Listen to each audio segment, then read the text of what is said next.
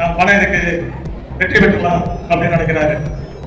ஆனா பணத்தை வச்சு யாரையும் ஏமாற்ற முடியாது.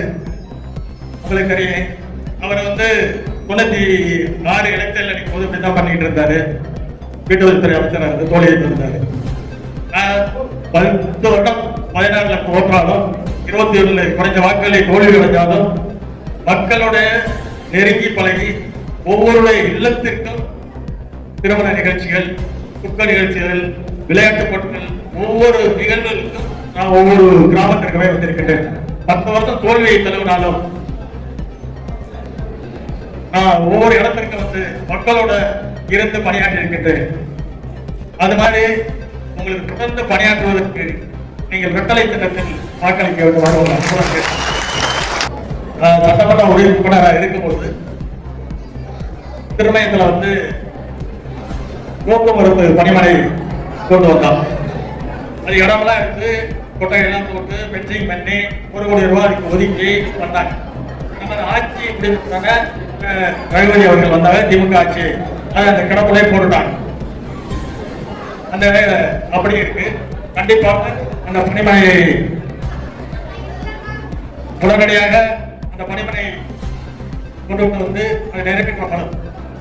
போக்குவரத்து பணிமனை இருந்தால்தான் இங்கே இருந்த அனைத்து இடத்துகளுக்கும் எல்லா மாவட்ட தலைநகர்களுக்கும் பஸ் வசதி ஈஸியாக அவர்களுக்கு கிடைக்கும் என்பதை தெரியப்படுத்தி அந்த பணிமனையை கொண்டு வருவோம் என்பதை தெரியப்படுத்திக்கிறேன். நான் சட்டமன்ற உறுப்பினராக இருக்கும் பொழுதுதான் கூட்டுக்குடிநீர் திட்டத்தை கொண்டு வந்து இன்னைக்கு அனைத்து கிராமங்களுக்குமே அந்த திட்டம் கொடுக்கப்பட்டது.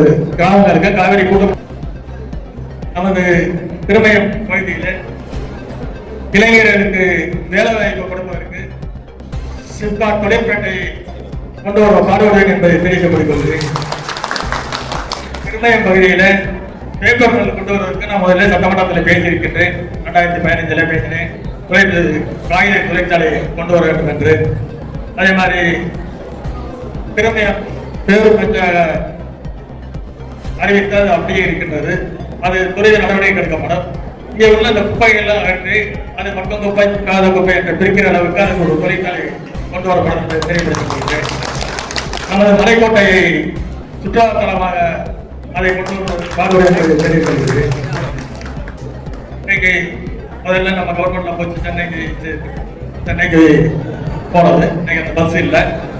அந்த திருமயத்திலிருந்து சென்னைக்கு போறதற்கு பஸ் கொண்டு வரப்படும் என்பதை அனைத்து பேருந்துகளும் திருமயம் பஸ் ஸ்டாண்ட் பேருந்து நிலையம் செல்வதற்கு நடவடிக்கை எடுக்கப்படும் என்பதை தெரியப்படுத்தியுள்ளது.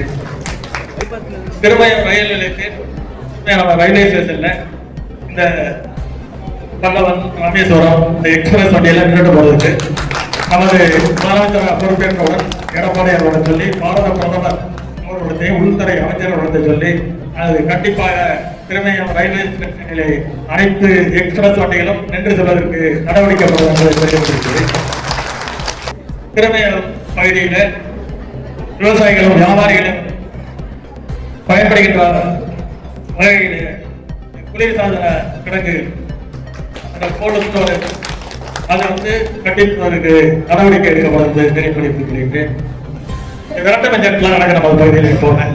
அதுக்கு ரொம்ப கடுமையா இருக்கு. விரட்ட மஞ்சள் இங்கே நடக்க முடியல, ஆர்டர் அனுமதி கொடுக்க மாட்டேங்கிறாங்க. கொஞ்சம் பழைய முறையில் அந்த விரட்ட மஞ்சள் எப்படி நடந்துச்சோ அந்த இதுக்கு நமது பொதுச் செயலாளர் எடப்பாடி அவர்கள் முதலமைச்சராக பொறுப்பேற்றவுடன் அந்த விரட்டு மஞ்சள் அவங்க நீங்க எப்படி நினைக்கிறீங்களோ அதுபடி நடத்தி கொள்வதற்கு அனுமதி வாங்கி தரப்படும் என்பதை தெரியப்படுத்திக் நான் கேட்பது இந்த ஒரே ஒரு மனதில்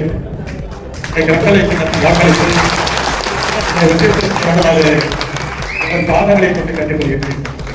உங்களுக்கு எப்பவும் நன்றி உள்ளவராகவும் விசுவாசம் உள்ளவராகவும் இருப்பேன் என்பதை தெரியப்படுத்தி ஏதாவது குறைகள் இருந்தால் என்னை மன்னித்து அருள்புரிய வேண்டும் என்று பாதங்களை கொண்டு கேட்டுக்கொள்கிறேன். ஒரே ஒரு தடவை வாக்களித்து என்னை வெற்றி பெற செய்ய வேண்டும்.